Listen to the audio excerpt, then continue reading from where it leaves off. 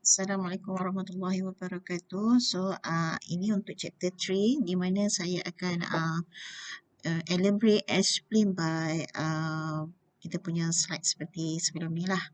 So, you all done kamu punya slide. Ini saya punya slide. Nanti sambil-sambil kamu dah buat tu untuk record, untuk apa recall yang dah buat tu sama tak dengan apa yang saya nak presentkan nanti ni.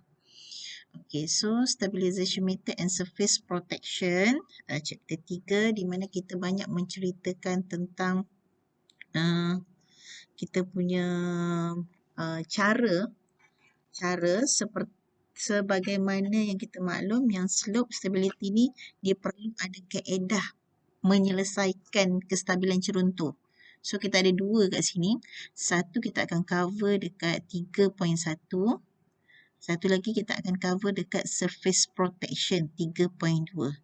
So untuk stabilization method dia more kepada kekuatan tanah di dalam penahan slope tu tersendiri, and surface protection ni di permukaan tanah tu.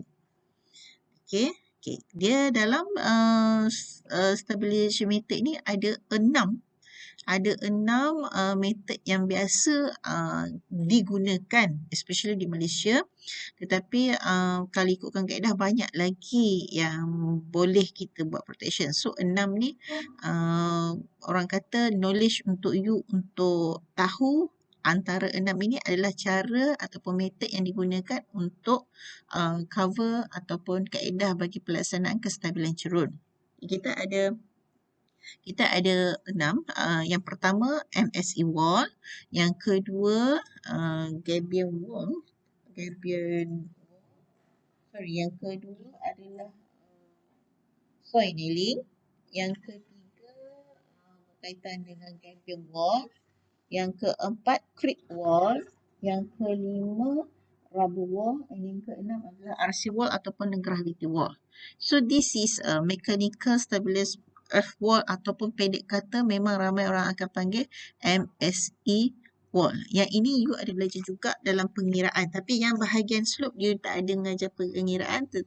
Hanya pasal kaedah pemasangan ataupun pelaksanaan dia. So this is bukan Gabion wall, mechanical MSE wall. Okay. Untuk menahan slope di belakang ni. Nah, kalau you nampak kat sini pun ada Gabion wall. Okay. Ini pemandangan ini adalah di kampung Sungai Siput, Perak. Okay. Ini cara installation MSE wall. Okay. Yang you nampak tadi adalah pandangan di depan ni. Okay. Kejadian yang berlaku di belakang ni. Okay. Yang kat belakang ni adalah ini installation dia. So cara pemasangan dia adalah seperti yang kawan kamu present tadi, dia ada strip. Strip ni adalah strength dia untuk menarik ataupun menahan concrete wall di sini. Okay, ini proses dia tanam, dia benam kat dalam ni, and then akan ada roller compact balik dia punya tanah. Okay, selepas siap compaction tanah tersebut, dia akan buat pemasangan wall creep lah kat sini. Wall protection lah kat sini. So, gambar aja yang berlainan tapi kaedah yang sama lah. Dia akan pasang MSE wall kat sini. MSE wall ni like a Lego, dia make and mesh. Okay, tidak ada size-size yang sekian-sekian dia. Okay, untuk MSE wall seperti slide kawan-kamu nanti kamu boleh rujuk juga dia punya function tu. Seterusnya kita pergi kepada soil nailing. Soil nailing adalah paku-paku. Yang pakunya konsepnya adalah benda ni. Ni kepala paku ni macam kepala paku. Kat belakang ni adalah tanah yang boleh dikategorikan kepada slope yang lemah. Bila slope ataupun kecerunan kekuatan tanah yang lemah, cara yang terbaik kita nak cover daripada dia makin runtuh, daripada dia landslide terjadi apa semua, kadar laluan air dia semakin tinggi, kita cadangkan untuk buat soil nailing. Soil nailing ni ibaratkan kita paku tanah tu. Okey, macam mana kita nak paku tanah tu? Kita ada kaedah dia. Yang pertama dekat sini, ini adalah ini adalah nailing tu lah. Nail ni. Kalau kita nak kata nail tu, ini adalah nail. Okey, apa yang ada kat nail kat dalam ni? Ini kita akan benam ke dalam tanah. Okey. So nail ini kita akan benam ke dalam tanah. Okey, kita tengok nombor 1. Nombor 1 ini adalah nail head. Okey, nail head ni inilah kita akan konkret, dia akan jadi macam ni. Okey, dia akan jadi bulat-bulat ni. Itu kita panggil nail head. Okey, yang kedua face. Okey, yang kedua face, pandangan hadapan dia. Yang ketiga tendon. Tendon ni apa? Yang tarik ataupun regakkan tendon tu untuk menarik kepada kestabilan cerun tanah tu sendiri. And then spacer. Spacer adalah space. Kalau kita buat konkrit, you pernah dengar nama tahu space. Benda ni lah. Spacer ni dia membagi ruang kepada tendon ni untuk beroperasi. And then number 5 is a cement mortar yang warna kelabu ni. Warna kelabu ni, ini tanah. Okey, yang warna kelabu ni kita akan inject. Kita akan jack a cement mortar. Means kita benamkan soil nailing kat dalam ni. Dia bagi sebagai penahan. Simple sahaja soil nailing ni. Okay. Ini antara kaedah pelaksanaan dia. Soil nailing yang kita benamkan. Ini soil nailing dia. Ini tanah dia. Mungkin cerun dekat sini mengalami kadar pengurangan kestabilan dia tu. Jadi antara kaedah yang dilaksanakan adalah melakukan soil nailing. So dia masukkan, dia inject, hydraulic jack dia hydraulic jack nailing ke dalam tanah tersebut. Dia dah ada ukuran dia. All those things, design ini sudah design oleh pakar-pakar konsultan lah. Jadi yang tukang melaksanakan kat sini pelaksanaan pemasangan sahaja, installation. Okey, ini setelah siap, ini nampak tak button nail ni? Okey, nail ni telah siap and then benda ni akan spray cement mortar tu. Dia akan tutup ke semua all the cement mortar supaya dia akan nampak ni. Nampak tak? Dia akan spray ke semua cement mortar tu.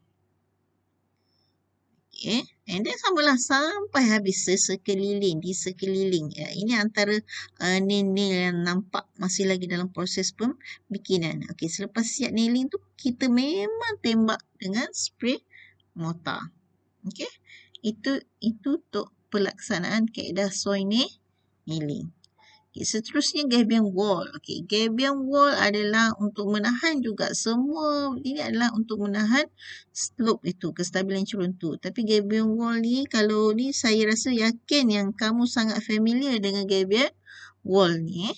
Dia saiz dia pelbagai saiz. Tapi ada yang secara standardnya dia dalam box lebih kurang 1 meter, 1 meter, 1 meter.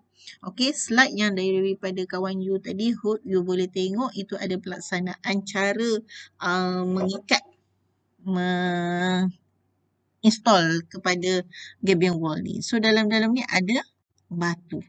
Okey, batu-batu gabion lah. Nama dia gabion tu. Sempena nama batu. Okey, ini ada antara installation dia. Ini semua ada design dia. Standard dia memang dia akan ikutlah standard piawaian kepada gabion wall. Biasanya dalam JKR adalah. Okey, ini cara ikat dia macam nak jadi buatkan lubang ayam tu. Okey, dia akan ikat, dia akan masukkan. Ni connection daripada dua ni pun tadi mesti ada dia punya ikatan. Dia akan tight benda ni. Dia akan susun. Kebiasaannya installation dia adalah on site. Okay. You pergi ukur kat tanah ni, you pasang, you masukkan batu and then you akan base macam ni. Jadilah dia tersusun rapat macam ni. Dia tak ada bawa kat kilang, bawa ke sini. Tak. Dia akan pasang di tempat kejadian. Okay. So, ini adalah dia punya step ataupun cara installation proses yang perlu dilakukan.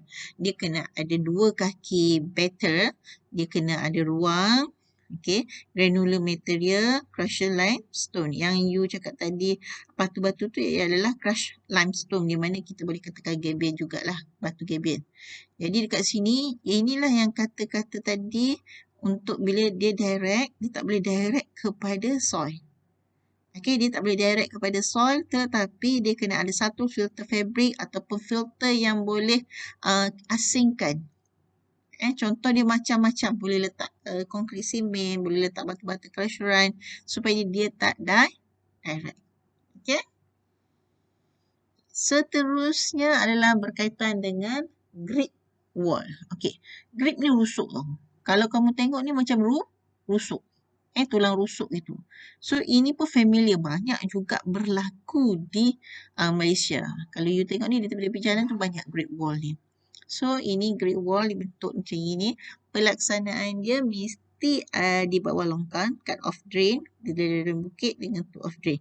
Dia mesti berada di antara dua laluan air. Okay. Seterusnya, rubber wall. Rubber wall, standard dia pun sama lebih kurang dengan grip wall ni. Sama je. Cuma bentuk dia tu. Kalau grip ni dia rupa dia macam rusuk. Tapi rubber ni dia macam batu pantai tu. Batu yang lekuk ada gambar dia. Like this. Ini rubber wall. Rubber, macam mana saya nak cakap rubber wall? Getah-getah.